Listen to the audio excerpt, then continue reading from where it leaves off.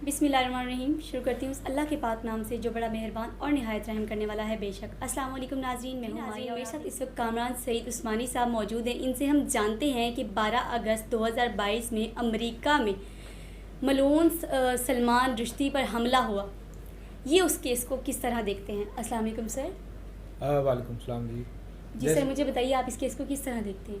देखिए मेरी बहन, जिस वाक़े को आपने कोट किया, ये अगर सवाल आप किसी गैर मुस्लिम से पूछें तो शायद वो आपको कोई डिफरेंट जवाब दे।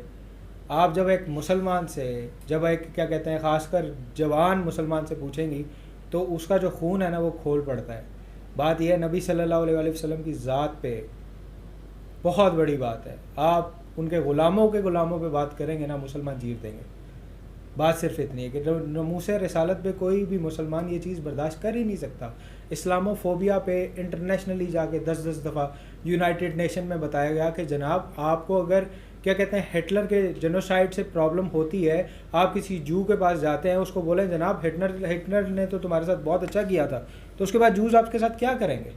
मतलब इसका जवाब दिया जाए ना। मतलब अगर आप मैन टू मैन बात करते हैं, फॉर एग्ज़ाम्पल आप कहें एक जू के पास चले जाएँ, यहूदी के पास जाएँ, बोले बड़ा अच्छा किया यार हिटलर ने तुम्हारे साथ, क्या करेगा वो? आपको फूलों के हार पहनाएगा? वो आपके जूती उतारेगा और सीधा मुंह पे।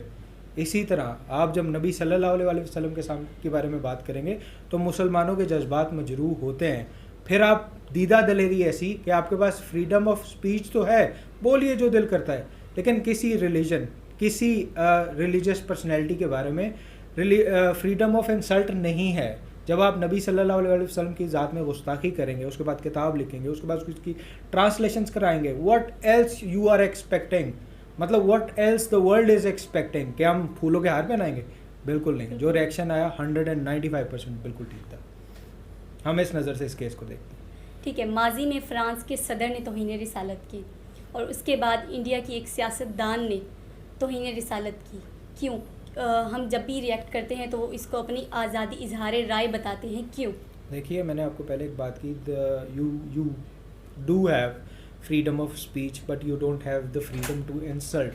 क्या हुआ? फ्रांस के सदर ने किया, सफ़ीर पाकिस्तान से भाग गया।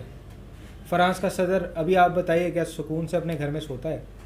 किसने छेड़ा? किसने कहा छेड़ने को? आप बीजेपी, आप नुपुर शर्मा की बात कर रही हैं गालिबन, कि जिसने बीजेपी की जो स्पोक्स पर्सन है जिन्होंने ये बात की नबी सल्लल्लाहु अलैहि वसल्लम के हवाले से, तो क्या हुआ?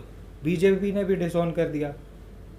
She got around 150 lakh threat calls, messages and emails. क्या हुआ? नुपुर शर्मा आज किधर है? उसको कहिए पब्लिक में जाके खड़ी हो सकती है खड़ी। जब आप नहीं इस चीज़ का वज़न उठा सकते तो पंगा लेते क्यों हैं? बात यह है कि करके फिर आप पब्लिक में खड़े होना, फिर हम आपको मानेंगे।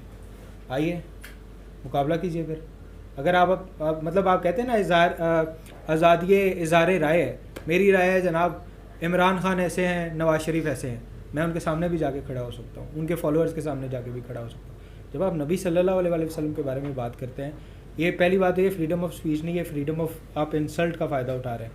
फिर ज़रूरत करें ना मुसलमानों के सामने खड़े होने की, क्यों नहीं आते? बातें फिर चेंज हो जाती हैं। जूस देखें, गिनती में आप उंगलियों में गिन सकते हैं कि ऑल टुगेदर जूस के कितने तबके हैं, कितनी उनकी तादाद है, कितनी उनकी पॉपुलेशन, लेकिन उन्होंने पूरी यूनाइटेड नेशंस को और पूरी दुनिया को बावर करा दिया।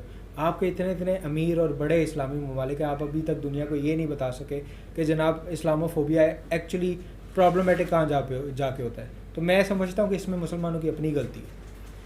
हादी मातिन ने मलून सलमान रुश्दी पर हमला किया, जिसने गुस्ताखे रिसालत की, उसके बारे में आप क्या कहना चाहेंगे? हादी मातिन के बारे में देखिए इस वक्त तो वो शेर, वो गाजी तमाम आलम इस्लाम के लिए और तमाम मुसलमान नौजवानों के लिए जो है वो एक बड़ी मिसाल है, और हम उस नौजवान को, उस मुसलमान गाजी को जो है वो खराज तहसीन पेश करते हैं।